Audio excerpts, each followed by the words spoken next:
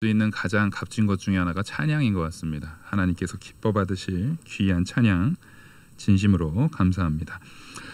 오늘 함께 나누실 말씀의 제목은 참된 하나님을 믿으라, 참된 하나님을 믿으라라는 말씀으로 하나님 말씀 증거하도록 하겠습니다. 우리가 이 요즘 시대에 신앙생활을 한다라고 말할 때 조금 많이 퇴색되는 것 중에 하나가 뭐냐면 그냥 예배 생활, 예배 생활에 너무 이제 모든 방향이 가 있다 보니까 예배 형태를 어떻게 하면 더 재미나게 할까, 어떻게 하면 더 사람들한테 마음을 싹 쏟을 수 있는 그런 예배 형태로 조금씩 바꿔나가면서 흔히 요즘 이제 세상에서 말하는 트렌디한 느낌으로 사람들한테 좀 어필을 할까, 이런 교회의 흐름들이 벌써 오랜 시간 이어져 왔습니다. 제가 어렸을 때, 그 전에도 있었겠지만 제가 어렸을 때도 20년 전부터 이미 뭐 찬양을 가지고 트렌드를 좀 바꾼다거나 아니면 설교의 뭐 형태를 가지고 바꾼다거나 예배의 순서라든가 아니면 예배 자리 배치라든가 여러 가지 형태의 시도를 했어요. 근데 사실상 그렇게 20년의 시간이 흐름을 통해서 많은 것들이 시도되었지만, 그러면 전반적으로 교회가 온전히 세워지는 데에 그게 큰 도움과 유익을 주었는가 돌이켜보면 그렇지 않은 것 같습니다. 왜냐하면 교회는 오히려 더 점점점 성도가 줄고, 오히려 성도들이 주는 이유가 굉장히 중요하거든요. 주는 이유 중에 과거에 막 전쟁이 일어나거나 아주 특별한 천재지변이 일어날 때도 성도는 줄었어요. 근데 그런 의미가 아니라 지금 요즘 시대에 줄어드는 이유의 가장 근본적인 이유는 교회에 갈 의미가 없다라는 거예요. 교회에 아무런 가치가 없다.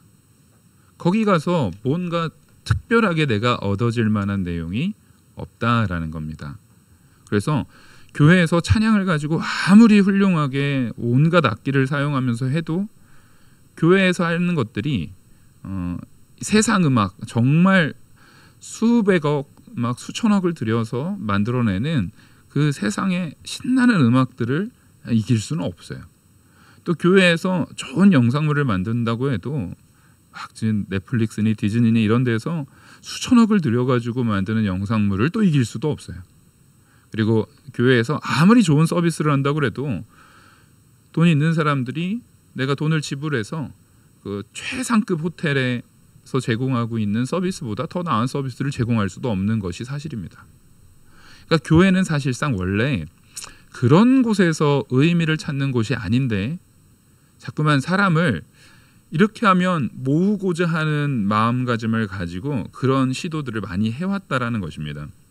근데 교회는 하나님의 전인 것을 우리가 분명히 알아야 됩니다. 성도가 교회에 온다라는 것은 다른 의미가 있어서는 안 돼요. 철저하게 하나님을 만나러 와야 돼요. 그러면 교회야말로 참된 하나님이 어떤 하나님인지를 소개하고 그 하나님이 어떤 분이신지를 알려주고 또한 그 하나님을 믿는 믿음으로 안내하는 거예요. 우리의 역할은 안내까지지, 사실 목회자도 어느 누구도 사람이 성도에게 믿게 할 수 있는 능력은 없죠. 하지만 하나님께서 우리에게 맡기신 땅끝까지 이르러 복음을 전하라는 그 하나님의 명령, 그 명령을 준행하기 위해서 우리는 스스로 내 삶도 희생해 가면서 하나님 말씀을 온전히 순종하기 위해서 다른 것들을 희생하고 다른 것들을 조금 내가 시간들을 덜 쓰고 내가 조금 불편하더라도 그 일을 위해서 충성하고 헌신하는 모습, 그것이야말로 성도가 해야 되는 일입니다. 근데 우리가 충성하고 헌신하는 것은 누구를 전하기 위한 거예요? 하나님을 알리기 위한 거예요. 하나님을 온전히 알리고 하나님을 온전히 드러내기 위한 거예요. 그 가장 궁극적으로는 그 하나님을 온전히 알리는데 우리를 구원하시니 우리가 믿음으로 구원받는 그 예수 그리스도께서 하나님이신 것까지 알리는 것이야말로 우리의 중요한 역할입니다. 근데 지금 요즘 시대에 다시 말씀드리지만 그 교회의 본질적인 부분이 자꾸만 흩어지다 보니까 엉뚱한 거에다가 초점을 맞추고 있습니다. 그래서 오늘 이 예레미야를 통해서 나누고자 하는 것은 뭐냐면, 하나님은요, 세상에, 우리는 오히려 교회를, 사람을 늘리겠다라는 마음가짐으로 세상 방법을 쓰려고 했는데, 오늘 예레미야의 말씀을 보면은 오히려 세상 모든 왕들도 누구의 통치 아래 있다라는 걸 증거합니까? 하나님의 통치 아래 있다라는 것입니다. 그래서 6절을 보시면, 여호와여 주와 같으니 없나이다. 하나님과 같은 존재는, 유일하신 하나님 외에는 없다라는 것을 우리에게 분명히 선언하면서, 주는 크시니 주의 이름이 그 권능으로 말미암아 크시니이다. 이방 사람들의 왕이시요 주를 경외하지 아니할 자가 누구리이까. 이게 무슨 얘기냐면, 우리만의 하나님이 아니라는 거예요.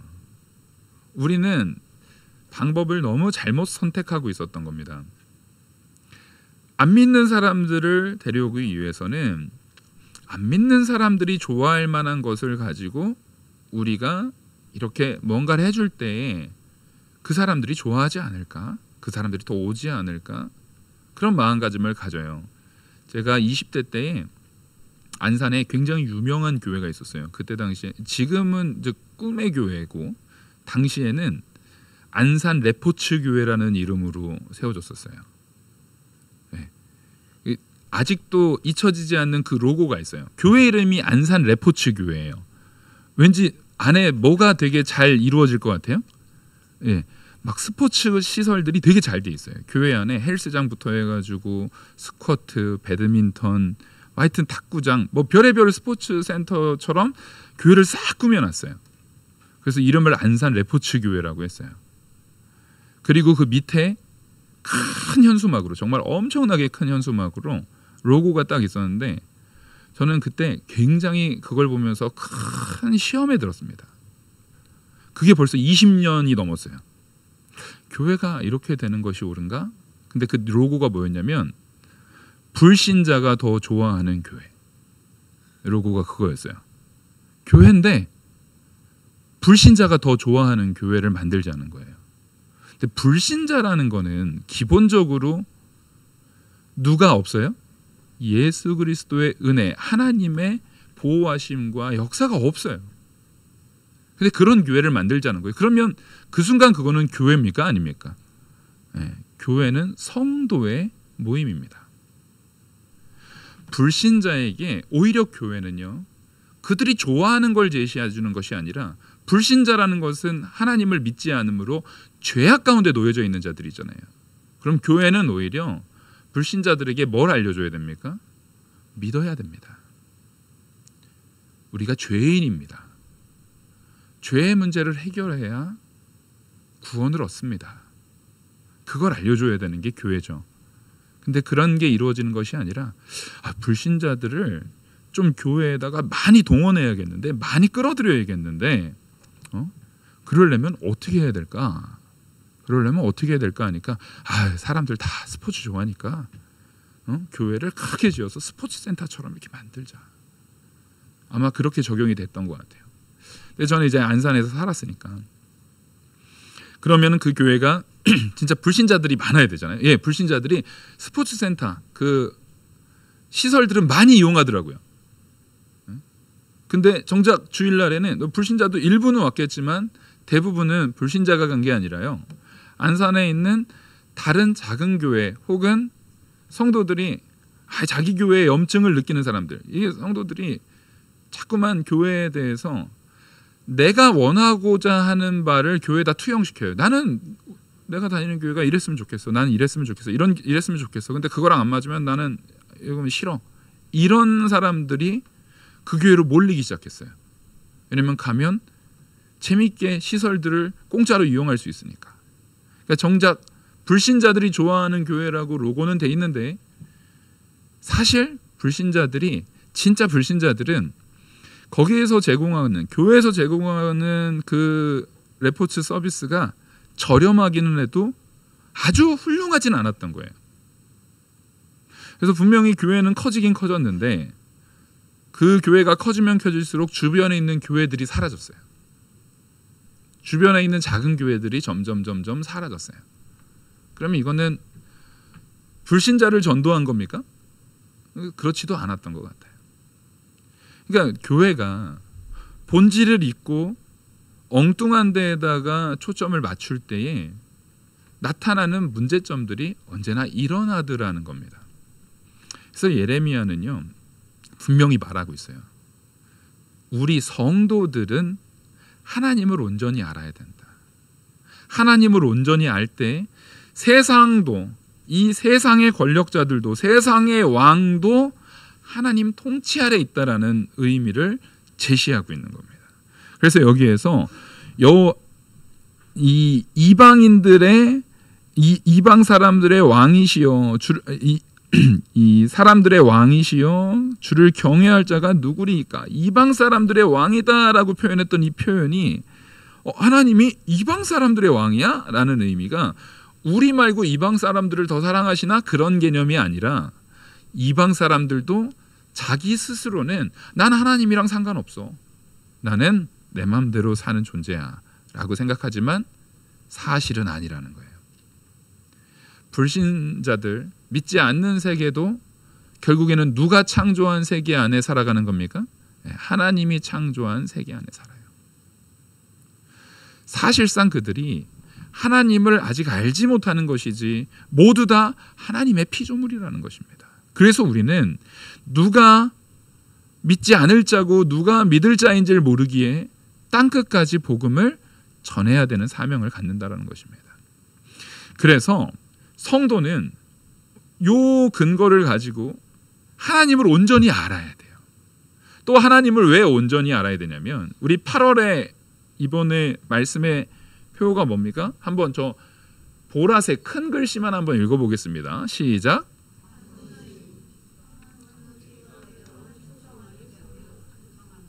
아멘? 네. 요거 하나도 우리가 마음이 안 맞아요. 다시 한번 좀 마음을 맞춰서 한번 읽어볼게요. 저 지켜볼 거예요, 제가. 자, 다시 한번 읽겠습니다. 시작. 네, 잘 맞히셨어요. 여기에서도 우리가 알 수 있듯이 제가 오늘 새벽에도 말씀 전했지만 못 들으신 분들도 있으니까 다시 한번 말씀을 드리면, 자, 우리는 헌신. 세상에서 말하는 헌신은 뭐예요? 내 희생이잖아요. 내 희생이기 때문에 거기에 자꾸 뭐가 들어가냐면 내가 어떻게 했는데, 내가 너한테 어떻게 했는데, 야, 너 어떻게 나한테 그러냐, 내가 널 위해서 얼마나 내가 헌신하고 내가 널 위해서 얼마나 희생하고 내가 널 위해서 얼마나 했는데 라고 말한 게 이제 세상적인 헌신이에요. 그래서 세상의 헌신은 언제나 느끼는 거지만 세상은 이렇게 말합니다. 세상에는 헌신은, 남의 섬기면은 세상에는 공짜가 있어요, 없어요? 없어요. 예. 아주 공짜가 없는 걸 확 느끼셨나 봐요. 없어요. 없는 거 다 알아요. 근데 여러분, 우리가 받은 은혜는 하나님한테 내가 무언가를 해서 받은 게 아니라 거저 받은 은혜입니다. 안 믿는 사람은 공짜라고 말할 수 있지만 우리는 은혜로 받았어요. 내가 받은 것 자체는 은혜로 받은 거예요. 나는 아무 값을 치르지 않았어요. 근데 분명히 말하지만 그것 자체가 우리가 흔히 공짜라고 말하면 값어치가 별로 없는 거잖아요. 값어치가 별로 없어서 공짜인 거잖아요. 그냥 거저주면, 되게 좋은 것도 계속 거저주면 사람들이 나중에 아예 안 받아요. 이런다고요. 값어치가 없어 보여서 그래요. 근데 하나님께서 내게 주신 은혜라는 것은 그게 정말 값어치가 없어서 세상이 말하는 의미의 그런 공짜와 같은 것이 아니에요. 어떤 거냐면 공기 같은 거예요. 여러분, 갑자기 국가에서 우리 오늘부터 이 대기 오염의 문제 때문에 공기세를 내겠습니다. 그러면서 땅땅땅 해요. 그러면 사람들 그거 그냥 받아들일까요? 난리가 날까요? 난리가 나죠. 그거 그냥 가만히 참고 있을 사람 없을 거예요. 그럼 세금 안 나면 숨 쉬지 말고 죽으란 얘기잖아요. 그 말이 안 되는 거예요. 왜 그러냐면, 아니 공기는 다 그냥 주어지는 건데 그걸 왜 통제를 하려고 그래? 라고 말할 때, 자, 여기서 우리는 공기를 항상 공짜로 마셨어요. 네, 항상 공짜로 마셨어요. 근데 그게 가치가 적어서 공짜였던 겁니까? 아니에요. 너무 큰 가치를 가지고 있거나 도저히 없어서는 안 되는 것은요, 그 나라가 좋은 나라고 그 나라가 건전한 나라라면 그것은 그냥 제공이 돼야 되는 거예요. 우리나라가 참 좋은 나라인 것 중에 하나가 뭐냐면요, 전 세계에서 우리나라가 전기세랑 수도세가 제일 싸요. 가장 싼 나라 중에 하나가 우리나라예요. 근데 다행인 건 우리나라가 정권이 아무리 바뀌어도, 물론 그게 표를 많이 받기 위해서인 건지 모르겠지만, 저는 그래도 그런 이유라도 이건 참 잘 지켜나가고 있는 것 같아요. 정권이 아무리 바뀌어도요, 전기공사, 수도공사 이런 거를 국가에서 계속 통제를 하면서 그 가격을 잘 올리지 못하게 하는 거. 뭐 요즘에는 문제가 된다고 하더라고요. 너무 안 올리다 보니까 우리나라 거기에서 항상 손해가 본다는데, 그 손해 조금 보더라도 그것을 아주 가난한 사람들에게도 제공될 수 있을 만큼 그 나라가 그렇게 제공하는 나라. 우리나라 지금 전기세 너무 많이 비싸졌다 그러는데, 좀 비싸진 것 같아요. 좀 그런 것 같긴 한데, 그럼에도 불구하고 다른 나라에 비해서 우리나라가 엄청 싼 거예요. 지금도 엄청 싼 거예요. 근데 이런 게 되게 좋은 거예요, 사실은. 우리가 좋은 나라에 살고 있다라는 증거예요, 사실은. 그만큼 기본적으로 너무 큰 가치가 있는 거는, 값을 매길 수가 없는 거는요, 은혜로 주어져야 되는 것들이 굉장히 필요해요. 이거 굉장히 중요한 겁니다.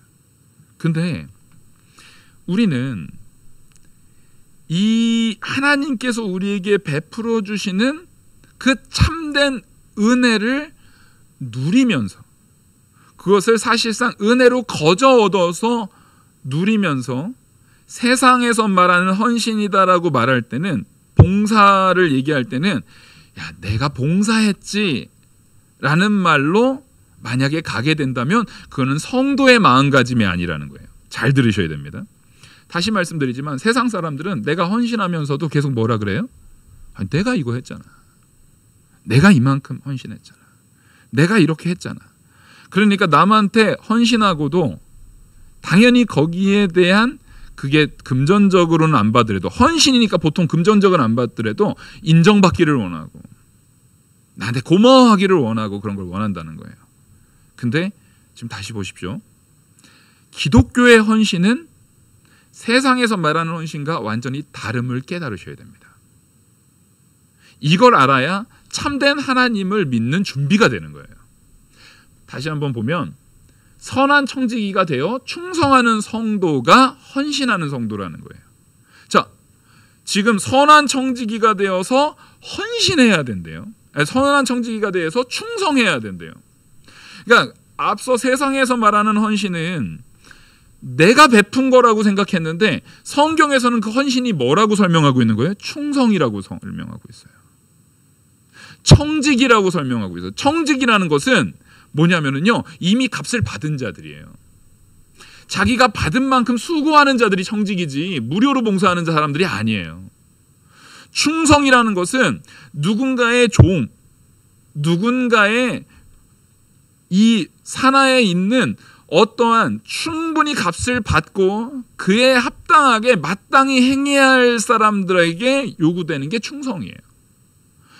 우리는 헌신할 때, 야, 내가 진짜 희생해서 너한테 이거 해준다가 성도에게는 맞지 않다라는 거예요. 성경적인 헌신이 아니에요.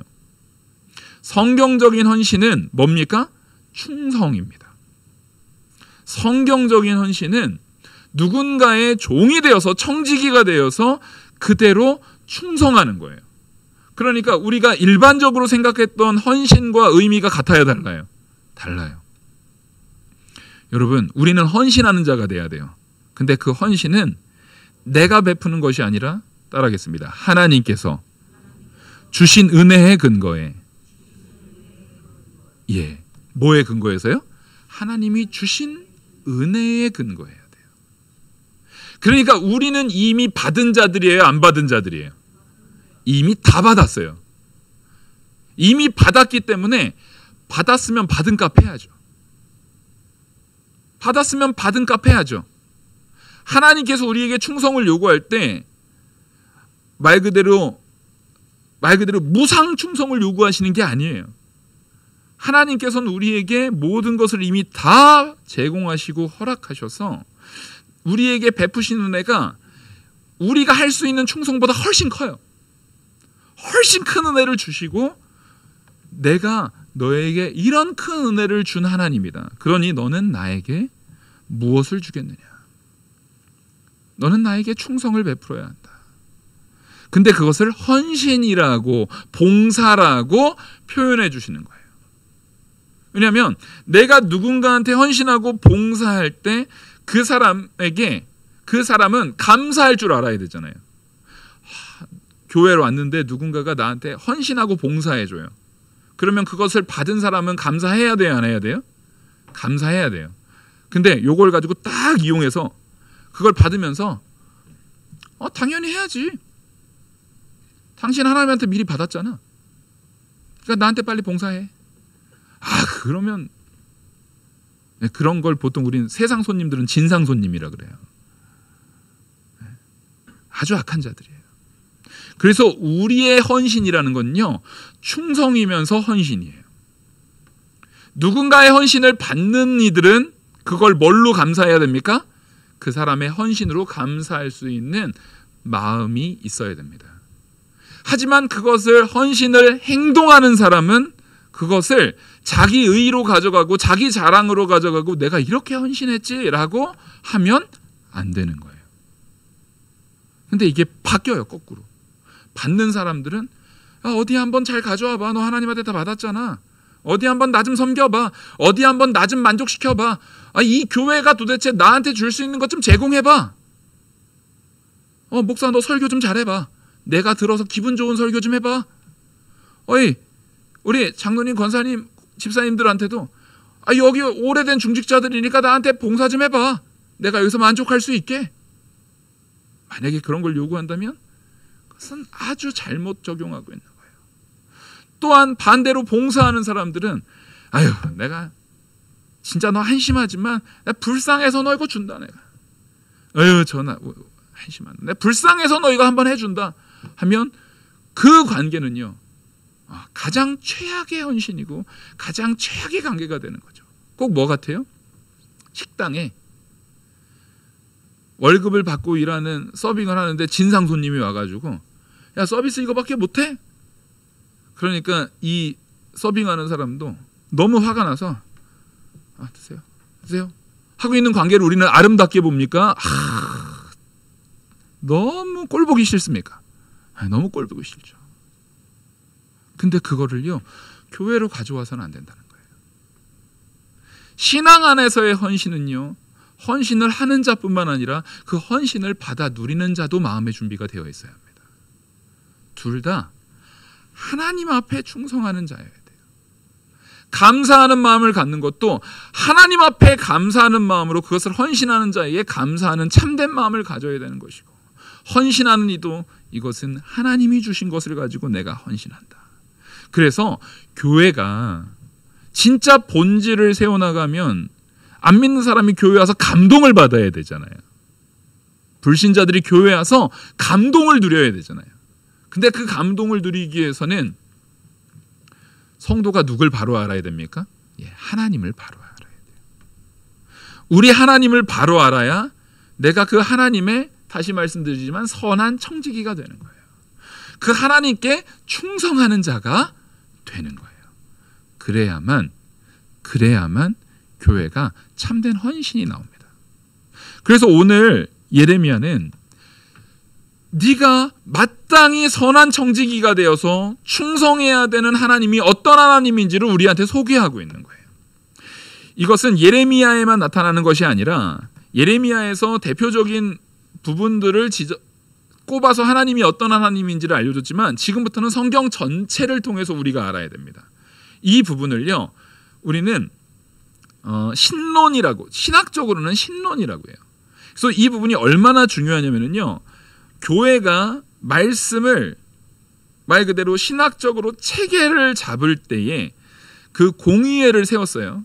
그 공의회들을 세웠는데 그 체계를 잡을 때에 가장 중요한 하나님과 삼위일체 하나님과 삼위일체 하나님에 대한 온전한 이해를 규정하기 위해서 이제 AD 325년경, 그러니까 예수님이 태어나신 이후에 325년경이 지난 그 시기에요. 터키에 니케아라는 곳이 있었어요. 터키에 있는 니케아라는 곳이 있었어요. 거기에서 니케아에서 했으니까 니케아 공의회겠죠. 니케아 공의회가 열려가지고 거기에서 이것을 규정을 하고 또 이것을 다시 한번 381년도, 그러니까 그 뒤로 거의 한 50몇 년이 지난 다음에 콘스탄티노플에서 다시 한번 열려서 삼위일체 하나님이 어떤 존재고 하나님의 속성과 삼위일체 하나님에 대한 내용을 교회가 공의를 했어요. 근데 이 공의한 거는요, 다른 걸 가지고 한 것이 아니라 구약 성경, 신약 성경에 기록된 그 모든 가치를 근거로 하나님은 이런 분이야 라고 말을 한 거예요. 그것을 우리는 받는 겁니다. 우리는 장로교회예요. 웨스트민스터 신앙고백서를 따릅니다.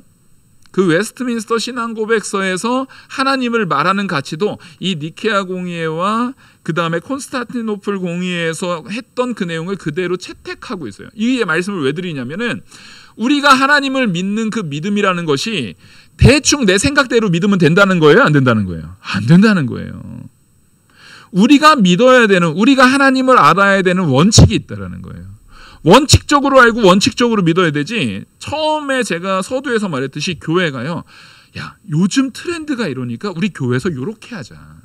요즘 사람들은 이런 거 좋아하니까 우리가 교회에서 이런 식으로 하나님에 대해서 이런 식으로 우리 마음대로 소개하면 된다고요? 안 된다고요? 안 된다는 거예요. 교회는요, 그 정통, 자, 여기서는 트레디션이라는 전통과 오도독시라는 정통이 두 가지가 다 있어야 돼요. 제가 왜 이 두 가지를 굳이 영어를 말했냐면, 영어를 기억하시라는 얘기가 아니라 제가 전통과 정통을 얘기하면 이게 발음이 비슷하다 보니까 같은 건 줄 알아요. 전통, 옛날부터 내려오는 전통은 이제 트레디션이라는 개념이 있는가 하면은 정통, 이건 오도독스예요. 정통이라는 것은 하나님께서 우리에게 제시해 주신 그 말씀, 하나님께로부터 오는 그 말씀을 우리가 온전히 깨닫고 그 말씀의 근거에서 하나님을 믿고 순종해 나가야 된다는 거예요. 그 정통의 근거에서 가장 먼저 우리가 알아야 되는 것은, 따라하겠습니다. 하나님께서, 한 분 하나님께서 살아계신다. 우리는 살아계시는 한 분 하나님을 믿는 존재들입니다. 다른 어떠한 신도 없어요. 그러니까 뭐로 가나 천국만 가면 된다라는 건 존재해요, 안 해요? 안 해요. 우리는 한 분 하나님, 이게요, 그 공의회 안에서 가장 우선적으로 선언된 거예요. 한 분 하나님께서 살아계신다라는 거예요. 그러니까 여전히 살아계시기 때문에, 영원한 존재이시기 때문에 옛날에 역사하신 그 하나님도 지금과 같은 하나님이에요.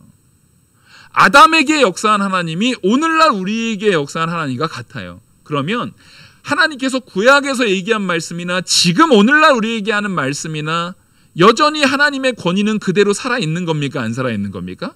그대로 살아있는 거예요. 그대로 살아있는 거예요. 그래서 우리는요, 오늘 장로님이 기도를 너무 잘해 주셨어요. 세상의 것이 교회에 오는 것을 분명히 경계해야 돼요.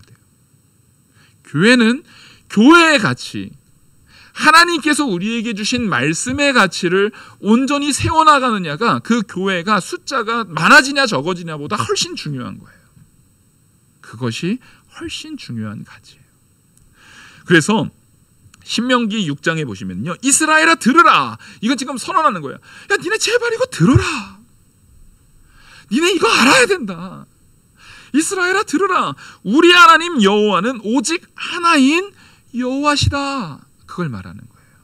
하나님은 어딜 가나, 애굽에 있든 광야에 있든 가나안 땅에 들어가든 어디를 옮기든지 하나님은 한 분 하나님이다. 이 얘기를 왜 했냐면 당시에는 그 각 지역마다 신들이 있었거든요.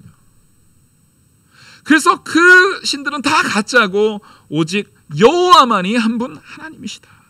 그래서 고린도전서에서는요, 그러나 고린도전서 8장 6절에 그러나 우리에게는 한 하나님 곧 아버지가 계시니 만물이 그에게서 났고 우리도 그를 위하여 또한 한 주 예수 그리스도께서 계시니 만물이 그로 말미암고 우리도 그로 말미암았느니라. 그러니까 우리라는 존재가요 하나님께로부터 나왔고 하나님은 만물을 창조하신 하나님이다라는 것을 선언하는 거예요. 그렇게 하신 하나님은 누구밖에 없어요? 한 분 하나님밖에 안 된다. 그러니까 세상에 다른 우상은 있어요, 없어요? 없어요. 그래서 오늘 예레미야가 말하는 거예요. 그 우상은 그 나무로 만든 거다. 은장색이 세공사들이 만들어낸 거다. 그 예레미야가 그걸 말하고 있는 거예요. 왜 그런 데다 너희들은 빠지면 안 된다. 우상에 빠지면 안 된다. 하나님은 한 분 하나님이시다. 근데 그 하나님께서 어떤 하나님이라고요? 창조주 하나님이시라고요. 그래서 그 하나님은 그 존재가 무한하시고 완전하신 하나님이십니다. 따라하겠습니다. 하나님은 스스로 존재하신다. 그 하나님은 누가 만든 존재가 없어요. 하나님은 스스로 존재하시는 하나님이에요. 그 하나님께서는 스스로 존재하실 뿐만 아니라 스스로 존재하시기 때문에 가장 완전하신 분이에요. 그리고 그 완전함이 무한하신 분이에요. 우리는 이 무한의 개념을 잘 몰라요. 왜냐하면 우리라는 존재 자체가 유한한 존재다 보니까요. 20년 전에 여기 있는 모든 분들은 지금 얼굴 상태는 아니었어요. 그죠? 한 40년 전까지 돌아가면 우리 권사님들 상당한 미인들이세요. 지금도 영적으로 아름다운 줄 믿으시기 바랍니다. 영의 가치를 우리는 꿈꿔야 돼요. 육신적으로 우리는 유한한 존재다 보니까 자꾸만 이 무한성에 대한 이해를 잘 못 느껴요. 하지만 하나님께서는 무한하신 분. 그래서 사실은 우리는 하나님을 온전하게 이해할 수가 없어요. 또한 하나님께서는요, 영이시기 때문에 우리가 하나님을 볼 수도 없을 뿐만 아니라 하나님에 대해서 온전하게 이해할 수가 없어요. 그래서 하나님은 영이시니 예배하는 우리는요, 신령과 진정으로 예배해야 돼요. 왜? 하나님은 영이시기 때문에요. 겉으로 드러나는 형태적인 것보다 뭐가 더 중요한 거예요? 영으로 받으신 하나님은 우리 겉으로 보여지는 형태보다 우리의 신령과 진정을 훨씬 더 귀히 여기신다라는 것을 요한복음에서 말하고 있습니다. 또 하나님은 완전하시고 죄가 없기 때문에 정욕도 없고 불변하시고 영원하신 참된 진리가 영원하니 거기에는 죄가 없죠. 그런 하나님이시라는 거예요. 그렇게 하나님을 아는 것도 우리가 그러면 그 하나님을 완전히 이해할 수가 있을까요? 없을까요? 없어요. 하나님은 영이시라니까요. 그래서 우리는 하나님에 대해서 어떻게 아냐면 따라하겠습니다. 하나님이 알려주신 만큼만, 우리는 하나님이 알려주신 만큼만 알 수 있어요. 그래서 하나님께서는 전능하시고 지극히 지혜로우시고 거룩하시며 하나님의 뜻을 하나님이 원하시는 대로 자기의 뜻대로 이루실 수 있는 하나님이시라는 거예요. 그래서 하나님께서 이 모든 만물을 다스릴 때 이걸 잘 알아야 됩니다. 이거를 사람들이 많이 오해하는데 우리를 위해서 한 것이 1차가 아니에요. 가장 1차적으로는 하나님의 영광을 위해서 하십니다. 무슨 얘기인지 아시겠죠? 하나님의 영광을 위해서 하십니다. 우리가 뭔가 조각을, 아름다운 조각을 할 때 이 조각품 자체가 기뻐하게 하려고 조각을 아름답게 합니까? 조각가의 영광을 위해서 조각을 아름답게 합니까? 네, 조각가의 영광을 위해서. 마찬가지로 창조주 하나님께서 하나님의 영광을 위해서 이 세상 모든 만물을 다스리고 역사하신다는 건 너무나 당연한 거예요. 그리고 그 피조물인 우리는 누가 이끄시는 대로 온전히 설 때가 가장 아름다운 겁니까? 하나님께서 이끄시는 대로 설 때가 가장 아름다운 거예요. 그래서 하나님께서는 자신의 불변하시는 영원하시는 지극히 의로운 하나님의 의로운 뜻을 모든 역사 가운데 행하시는 하나님입니다. 그러니까 우리는 그 하나님의 이끄심 가운데 내가 거기에 같이 속해 있기를 바라야 돼요. 예수 그리스도께서 나와 연합되고 내가 예수 그리스도와 연합되는 게 왜 중요한 가치냐면 그래야만 이게 이루어지기 때문에 그래요. 내가 누구에게 속하는 거? 하나님께 속하는 거. 우린 죄로 인해서 하나님으로부터 단절됐는데 예수님을 통해서 예수님이 내 안에 내가 예수님 안에 있음을 통해서 하나님께 속함으로, 그래서 하나님이 모든 만물을 다스리는 참된 승리를 이루실 때 누구도 같이 승리합니까? 나도 우리도 같이 승리하는 거예요. 그래서 에베소서 1장 5절 보시면 그 기쁘신 뜻대로 우리를 예정하사 예수 그리스도로 말미암아 자기의 아들들이 되게 하셨으니, 하나님께서 그 아름다우신 뜻대로 우리를 누구의 양자 삼으신 거예요? 하나님의 양자 삼으신 겁니다. 우리는 이와 같은 하나님을 믿어야 돼요. 그 하나님께서 우리를 양자 삼으시고 우리를 영원한 천국에서 참된 기쁨 가운데 이끄시는 은혜가 바로 하나님의 선하시고 하나님의 풍성하신 뜻대로 이루어진 거예요. 하나님은 선하신 하나님입니다. 그래서 우리는요, 내 생각대로 하는 것이 선한 것이 아니라 누구 뜻대로 하는 것이 선한 겁니까? 하나님 뜻대로 하는 것이 선한 거예요. 그래서 헌신이라는 것은 하나님께서 우리에게 주신 명령입니다. 명령을 내 뜻대로, 야 내가 너 줬다, 이거는 그러니까 선한 거예요, 아닌 거예요? 이건 선한 게 아니에요. 진짜 선한 건 이건 하나님의 뜻으로 하나님이 순종하라고 해서 나는 하나님의 뜻대로 헌신하는 거야. 이게 진짜 선한 거예요. 그게 바로 우리 표에서 말하는 선한 청직이라는 거예요.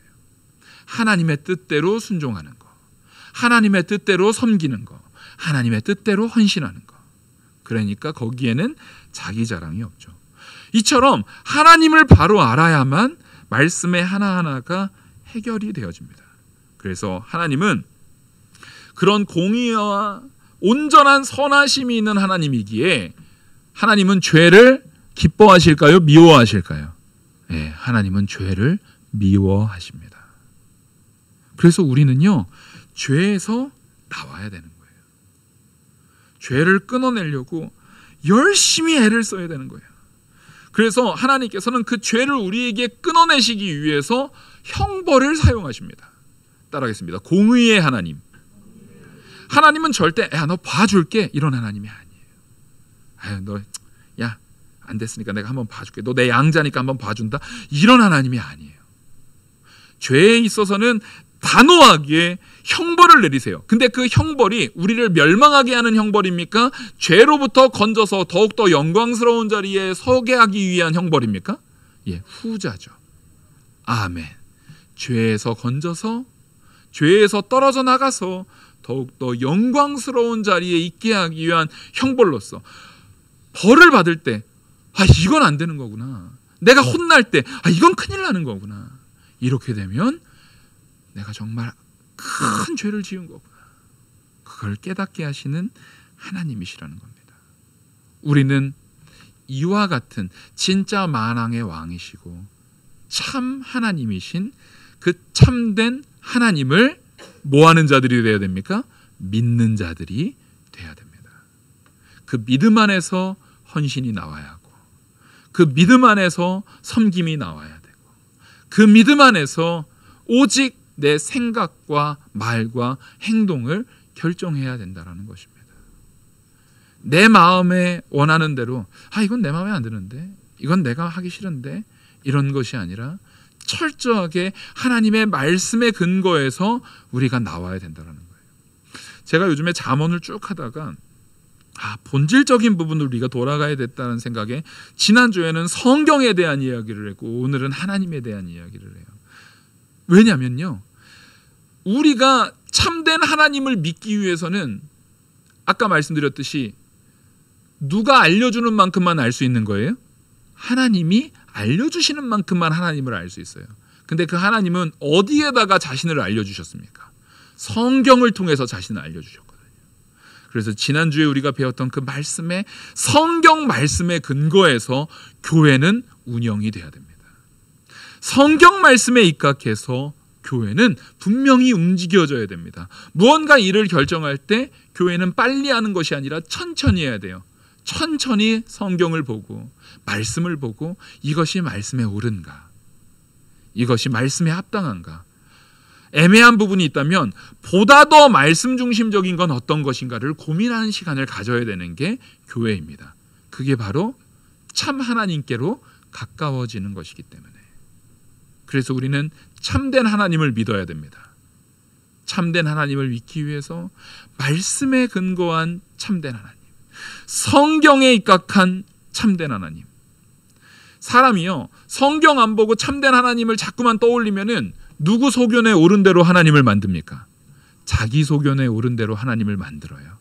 그래서 사사기에 미가는 에봇을 막 걸어놓고 이게 하나님이다 하고 막 하는 거예요. 우상을 만드는 이도요, 아론이 금고리들을 다 가져다가 녹여서 금송아지를 만들었고 이게 하나님이다 라고 말하는 거예요. 예, 성경에 입각하지 않고 말씀에 입각하지 않으면 참된 하나님을 믿을 수가 없어요. 왜냐하면 사람은 악해서 죄인이기 때문에 자꾸만 무슨 하나님을 만들어내려고 그래요? 자기 소견에 합당한 하나님을 만들려고 해요. 내가 원하는 교회, 내가 원하는 하나님, 내가 원하는 신앙, 내가 원하는 어떠한 것들을 만들려고 해요. 하지만 우리는 성경이 말하는, 하나님이 이끄시는, 하나님이 우리에게 알려주신 참된 하나님을 믿는, 참된 하나님을 바로 깨달아서 그 하나님을 믿는 저와 우리 모든 성도님들 되기를 간절히 소망합니다. 기도하시겠습니다. 은혜와 사랑이 많으신 하나님 아버지, 하나님을 믿는 믿음 안에 우리가 온전히 서게 하여 주시옵소서. 우리가 성경에 입각해 하나님을 바로 알아서 참된 하나님을 온전히 믿는 데에 부족함이 없도록 성령께서 우리를 주장하여 주시옵소서. 이 모든 말씀 살아계시는 우리 주 예수 그리스도의 이름으로 기도 올리옵나이다. 아멘. 찬송가 68장